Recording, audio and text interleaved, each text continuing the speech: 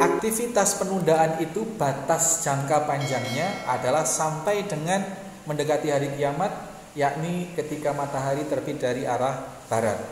Terus diterima kapanpun seseorang berdosa tahun 2023 ini, kemudian nggak tobat-tobat, Pak.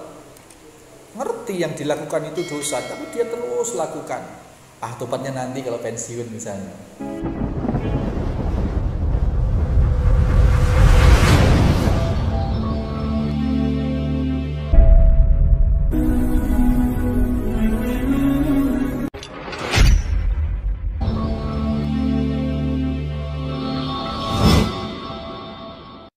Assalamualaikum warahmatullahi wabarakatuh.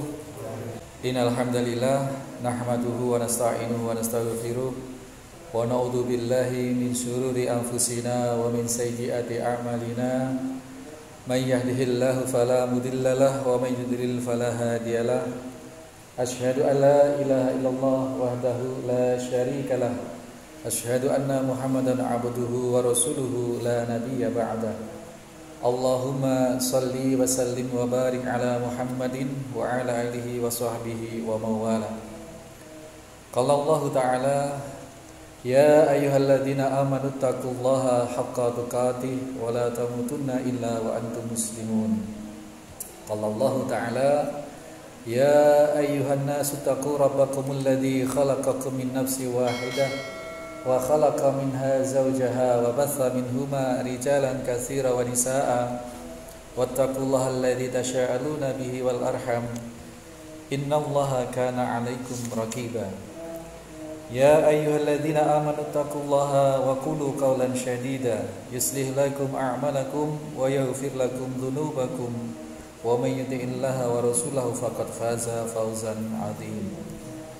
Ma'asyiral muslimin wal muslimat, jamaah salat maghrib Masjid Al Muslimun Curah Juru Situbondo rahimani wa rahimakumullah. Hadis yang ke-16 tempo hari dibawakan oleh Abu Musa Al-Asy'ari. Nama aslinya adalah Abdillah bin Qais, yang kita kenal dengan Abu Musa Al-Asy'ari. Ini beliau meriwayatkan bahwa Nabi SAW, ini review yang dulu biar nyambung, Pak, bahwasanya Allah Subhanahu wa taala innallaha ta'ala yabsutu yadahu bil lail liyatubu musii'un nahar. Allah Subhanahu wa taala membentangkan dua tangannya di malam hari dalam rangka menanti, dalam rangka menunggu, dalam rangka menerima taubat hamba-hamba di siang hari. Jadi Allah Subhanahu wa taala setiap malam itu membentangkan kedua tangannya, tangan Allah. Tangan Allah jangan dibayangkan seperti tangan kita, nggih.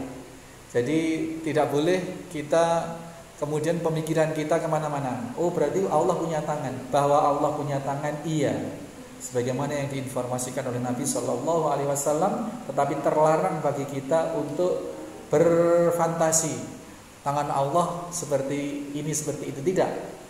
Kita cukup meyakini bahwa Allah memiliki tangan, bentuk wujudnya Allahu a'lam, yang pasti adalah sesuai dengan ketinggian dan kemuliaan Allah Subhanahu wa taala. Ketika kita sebut, ketika kita mendengar baginda Nabi atau Al-Quran yang menyatakan bahwa Allah memiliki sifat-sifat yang juga dimiliki serupa dengan makhluk, tangan seperti ini, atau kemudian kemarin tempo hari ada farah, innallaha farah, misalkan Allah sangat gembira. Gembiranya Allah cukup kita yakini bahwa Allah memang bergembira. Tidak usah dibayangkan gembiranya sambil ketawa-ketawa, jingkrak-jingkrak seperti halnya kebiasaan manusia. Sama sekali tidak sama. Jadi kegembiraan Allah itu sesuai dengan ketinggian dan kemuliaan Allah.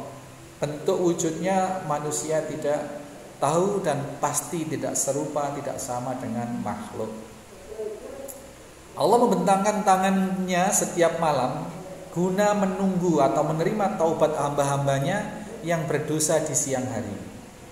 Dan juga Allah Subhanahu wa taala wa yabsutu yadahu bin nahar, dan dia Allah juga membentangkan tangannya di setiap siang, liyatubu musii'un laili, ya, untuk menerima taubat hambanya yang berdosa tadi malam. Hatta tatlu'una syamsi, hatta tatlu asy-syamsu min maghribiha. Itu berlangsung terus-menerus. Senyampang masih ada siang, senyampang masih ada malam, Allah terus-menerus seperti itu hingga kelak terjadi suatu peristiwa alam atas kehendak Allah, matahari terbit dari arah tenggelamnya. Kalau wajarnya sampai sekarang, dari sejak diciptakan oleh Allah, matahari terbit dari timur, ya Pak. Dari timur nanti tenggelam di arah barat. Lah ini Allah melakukan aktivitas menunggu taubat, menunggu dan menerima taubat hamba-hambanya setiap malam dan siang, terus menerus, hatta tatul asyamsu min maghribiha, sampai apabila datang suatu masa di mana matahari sudah terbit dari arah terbenamnya, berarti dari arah barat. Kalau sudah seperti itu, Allah sudah menutup diri, tidak akan menerima taubat dari hambanya.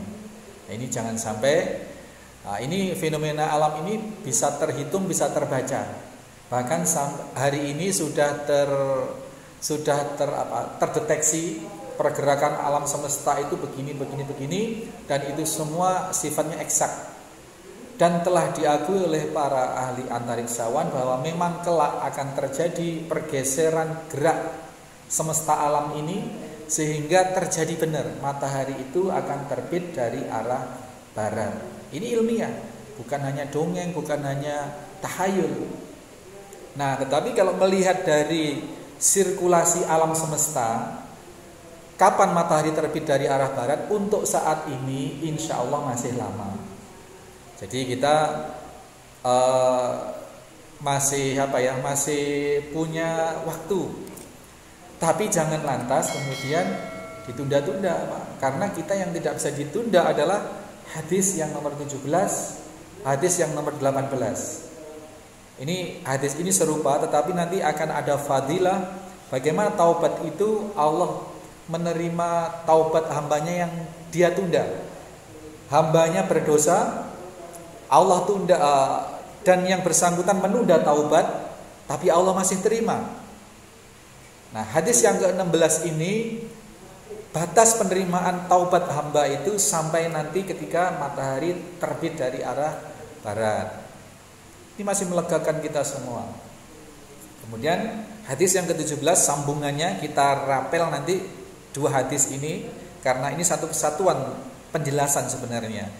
Hadis yang ke-17, wa an Abi Hurairah radhiyallahu anhu qala. Imam An-Nawawi rahimahullah taala menuliskan bahwasanya Abi Hurairah berkata, qala Rasulullah sallallahu alaihi wasallam, bahwasanya Nabi sallallahu alaihi wasallam bersabda.